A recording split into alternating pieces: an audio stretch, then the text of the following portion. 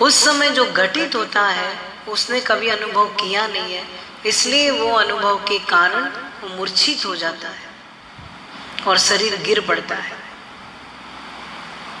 पर जीवात्मा मरती नहीं है और वासनाएं भी मरती नहीं है, वो फिर जन्म लेती है, फिर नया शरीर लेके वापिस ये विषय विकारों को भोगती है, मोह ममता को भोगती है, फिर से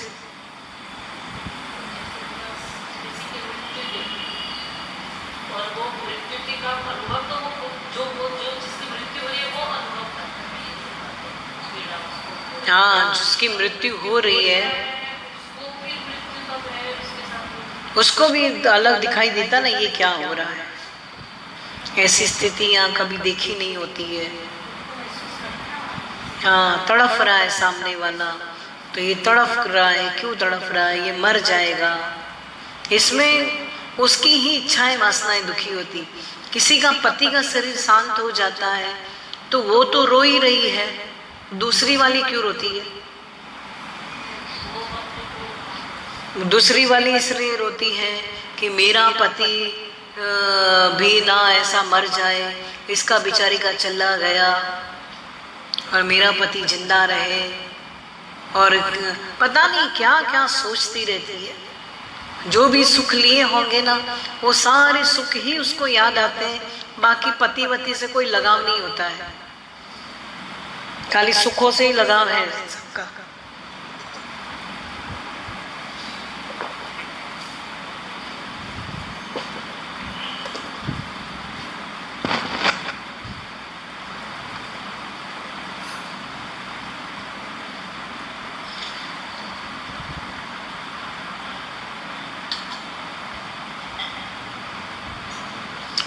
जिससे दुखी हुए हो उसका डर लगता है, परंतु जिस पीड़ा को भोगा ही नहीं है, जिसका अनुभव ही नहीं है, उसका डर क्यों लगता है? जिसे बिच्छू ने एक बार भी काटा है और जिसने बिच्छू के डंक की वेदना का एक बार भी अनुभव किया हो, उसे हमेशा बिच्छू से डर लगता है। ये स्वाभाविक भी है, परंतु मृत्यु की वेदना का अभी तक अनुभव नहीं किया है, फिर भी जीवात्मा को हमेशा मृत्यु का डर क्यों लगता रहता है? इसका वास्तव में मुख्य कारण ये है कि उस जीवात्मा की इससे पूर्व अनेक बार अनेक देहों से मृत्यु हो चुकी है और प्रत्येक बार मृत्यु के अवसर पर उसने मृत्यु के समय की अपार वेदना का अनुभव किया है। अतः इस जन्म में भी वह मृत्यु से डरता फिरता है। किस किस देह से कैसे कैसे और कितने प्रमाण में मृत्यु के समय दुखों को उसने भोगा है, इन सारे प्रसंगों को वह वर्तमान में भूल गया है, परंतु उन दुखों के तीव्र वेदना के संस्कार उसके अंतःकरण में पटल पर संग्रहित हैं और वे संस्कार उसे इस जीवन में मृत्यु का नाम लेते ही भयभीत करते हैं। वही संस्कार पूर्व जन्म के, भाई कौन से, उसको मृत्यु का भय क्यों लगता है? इसी जन्म में देख लो, एक माता थी तो उसके प्राण ही नहीं निकलते थे। सब लोगों ने सोचा कि इसका मन होगा पोते में, बेटियों में, सबको बुला लिया सामने, फिर भी उसके प्राण शांत नहीं होते थे। तड़फ रही थी, जैसे इतनी तड़फ रही थी। तो किसी ने कहा, किसी कोई उसकी जानकार, उसके घर में सेवाधारी, कि इसका चांदी की थाली में बहुत मन पड़ा था, ये अगर चांदी की थाली ना दिखाई दे तो बस ये बावली सी हो जाती थी, शायद चांदी की थाली दिखा दो।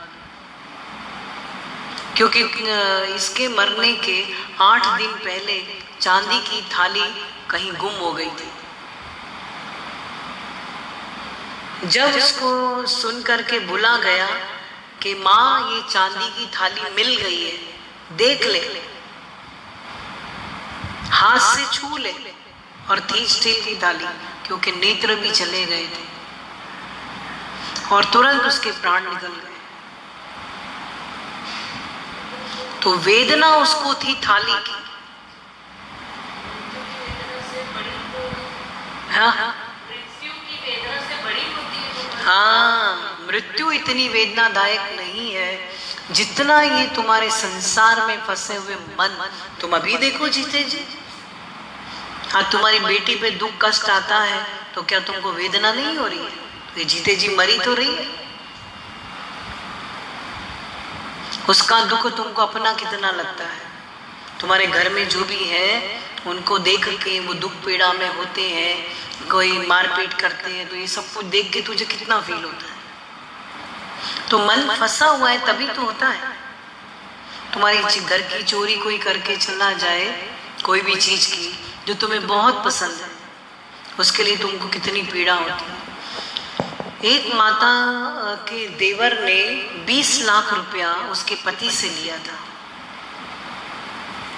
वो माता अचानक मेरे को एक बार मिली तो मैंने बोला कि तुम्हारे दुख का कारण क्या है, बताओ, तुम इतनी बीमार क्यों है?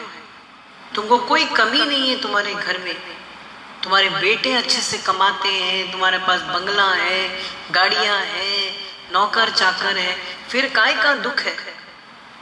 तो बोलते हैं मेरे दुख का कारण है 20 लाख रुपया। तो 20 लाख का क्या हुआ? कह रहे वो मेरा देवर खा गया, मेरे पति से ले गया और वो अभी तक देता ही नहीं है। भाई कितने साल हो गए? कम से कम 25 साल तो हो ही गए।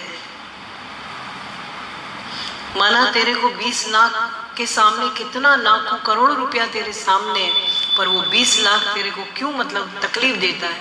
कह रहे उसने बोला था मैं दे दूंगा, मैं दे दूंगा, मेरा पति भी इस पीड़ा में मर गया और मैं भी इसी पीड़ा में ही पीड़ित हो रही हूँ, अभी तक 20 लाख रुपया नहीं आया। तो ये मृत्यु से भयानक है या नहीं? दुखदाई है या नहीं? कह रहे इसी 20 लाख ने मेरे को 20 बीमारियां लगा दी है। तो ये कितनी अज्ञानता है। अब ले गया तो उसका था, अगला मांग रहा था तो गया, इससे क्या?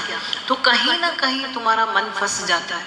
किसी का ज्वेलरी में मन फंस जाता है तो सारी ज्वेलरी में से कोई एक ही चीज उसको बहुत प्रभावित करती है और उसी में मन फंसा रहता है।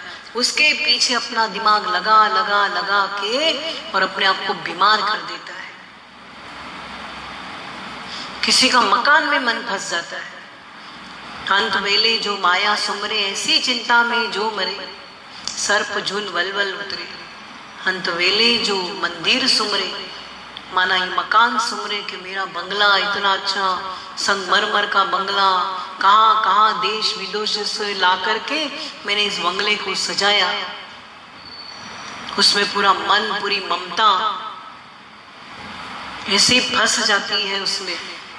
फिर जब मरती है तो अंत वेले जो मंदिर सुमरे, ऐसी चिंता में जो मरे, प्रेत जुन वलवल उतरे, उसी घर में भूत बन के घूमती है।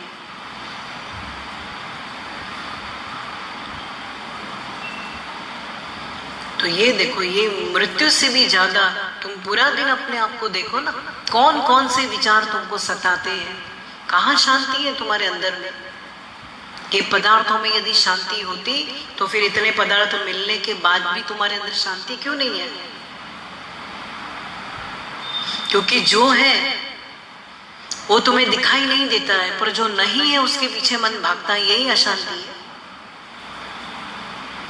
संतुष्टता नहीं है। जमा में संतोष धन और धन धूल समान।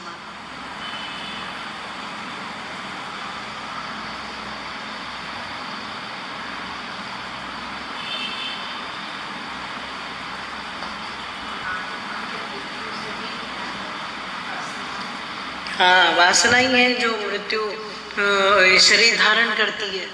बाकी निर्वासनिक क्या शरीर धारण करेगा? देह अध्यास मिटना कोई कम है? कितना देह में मन चला जाता है। टूटने फूटने वाली ये देह है, कभी भी गिर जाए, पर जरा सी तंदुरुस्ती तुम्हारे अंदर में होती है तो तुम मस्ती करता है माया में।